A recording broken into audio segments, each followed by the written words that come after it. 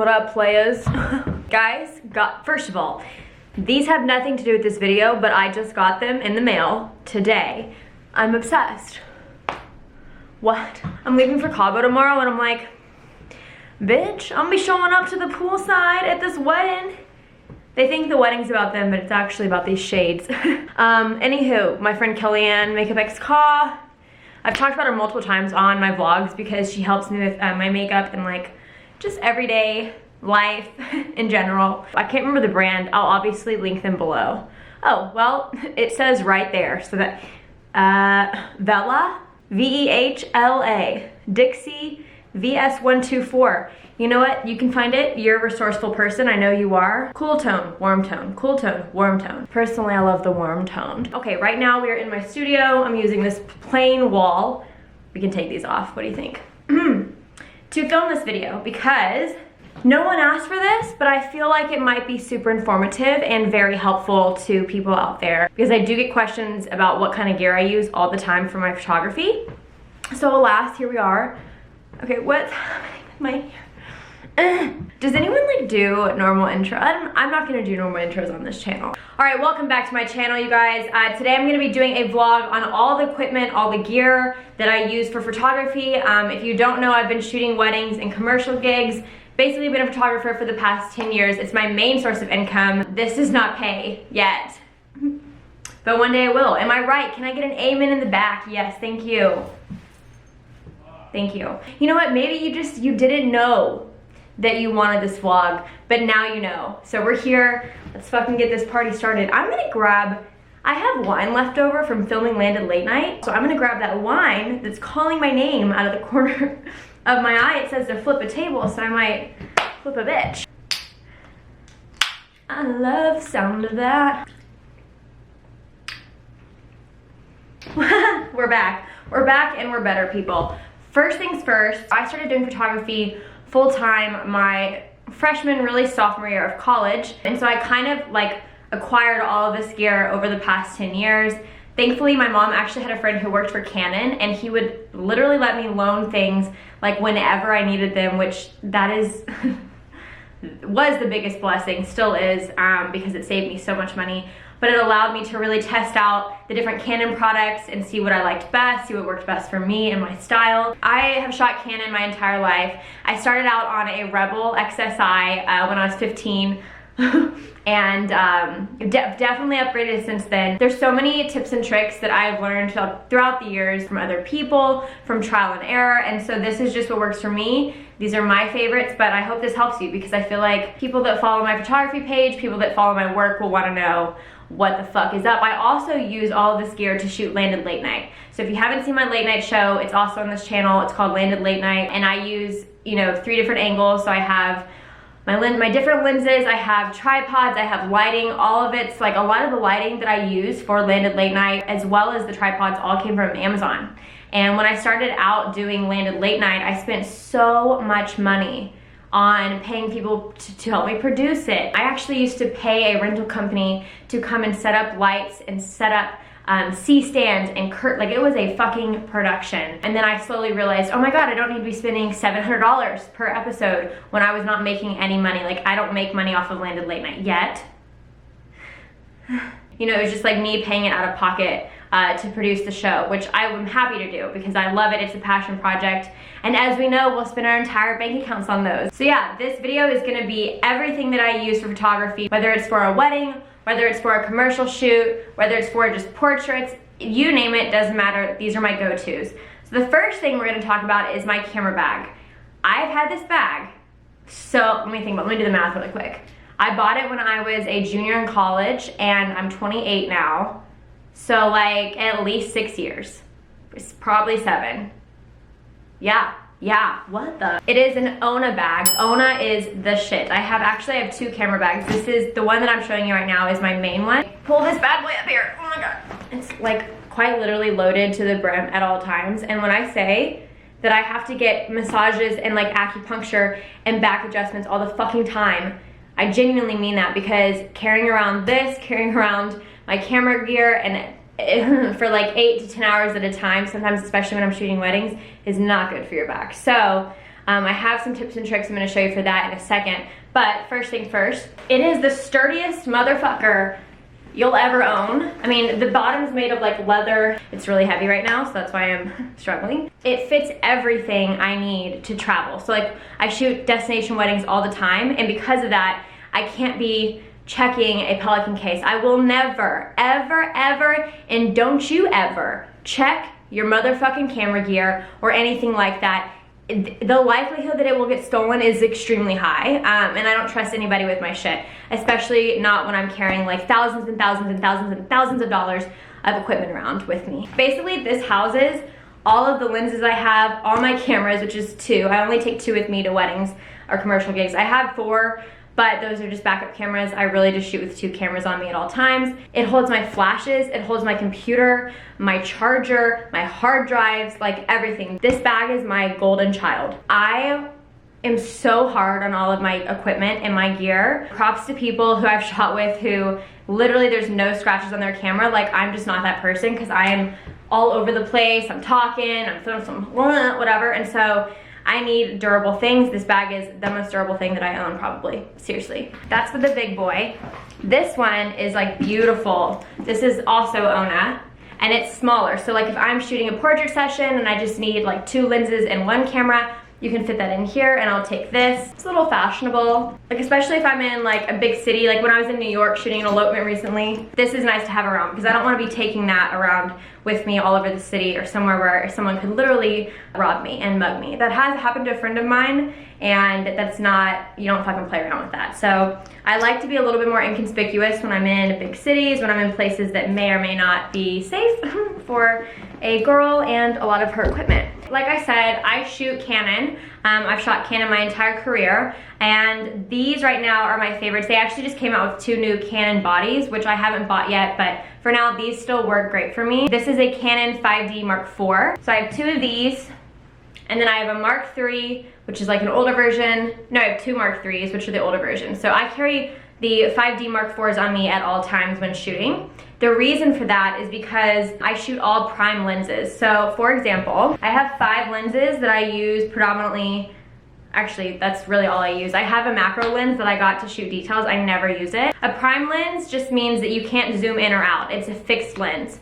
So this is my Canon 85 1.2. This lens is gold, you guys. Like for portraits, for weddings, for, I mean, just anything. I think, even details, it is stunning. It's my favorite lens to use. You have to make sure you're in a place where you have a lot of room to work with because it's an 85, which means it's like close up. But if you can make this happen, y'all, this is my favorite lens. I shoot the 85 and the 35 at all times. So going back to what I was saying, I carry my 2 cameras on me at all times. So I'll have my 85 on one, and then I'll have my 35, which is a wider angle lens, on my other camera. I like the prime fixed lenses because of the bokeh effect that it adds in the background, so there's just like a greater depth of field. All in all, I have a 35mm, a 24mm, a 50mm, an 85mm, and a 70 to 200mm, and I'll go through and like let y'all know why I use each for what.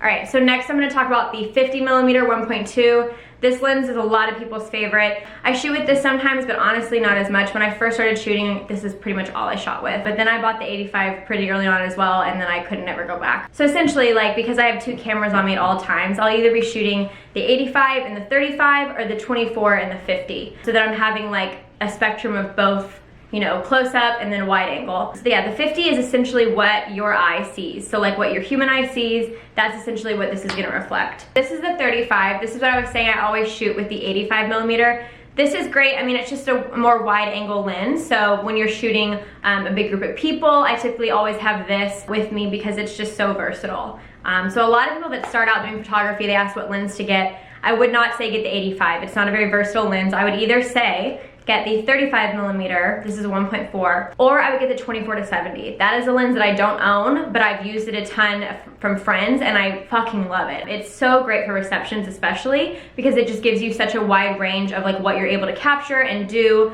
all in one lens. It's great, I fucking love it. Probably now, as I'm talking, I'm like, I need to buy this lens. And then the 24 is this other bad boy over here. This is a super, super wide angle lens. So I use this, my favorite time, honestly, what I use the 24 for most is during receptions. I throw this on my camera, I put on a direct flash, do a drag shutter, and all of a sudden you have amazing rave photos. The other great thing about having such a wide angle lens on during a reception is that you're able to get like in people's faces and like, and it's not awkward, you know what I mean? Well, at least not for me. I fucking love being on the dance floor. It's the favorite part of the entire wedding day. My 70 to 200, this bad boy, he's great. Honestly, like I would not recommend buying this lens unless you need it first or unless you have the extra cash. This I bought so long ago and it's great. I only use it for ceremonies though, during weddings. I don't use it for anything else. So like literally this is great for during the ceremony. I'm on either side, either on the bride side or the groom side, and I like want to zoom in and get a very close reaction photo, but I don't want to be super upfront and in the way. I hate it when I'm at weddings and photographers are like all up in their fucking grill and it's super obvious. I never want to be that way. This is great for me to like kind of be on the wings, kind of be more hidden, but still get a super close up, great emotion shot. So yeah, this is 70 to 200. This is the 2.8. I love it for what it does for me for the ceremony shots, but like if you don't have the extra cash, I would recommend getting this. I don't really think it's necessary. Let's get into my flashes. So I just have, oh my God, I literally found this, guys.